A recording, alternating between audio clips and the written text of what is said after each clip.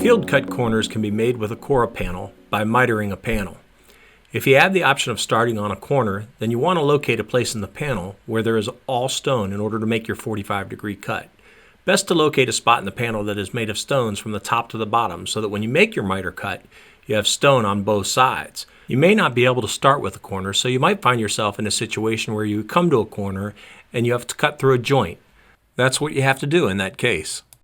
It isn't always possible to start on a corner or end on a corner. Once you know where you want your corner to be, just snap a chalk line down the stones.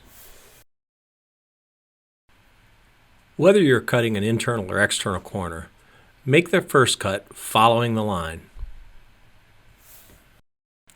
Take the drop-off piece and turn it around to cut the other side of your corner. Follow the edge of the cut along the highest spot in the panel. Now we can install an internal 90-degree corner. Our 45-degree angle is cut and caulked. You simply place the panel in and install the fasteners. And then install the second 45-degree piece that's been caulked along the edge.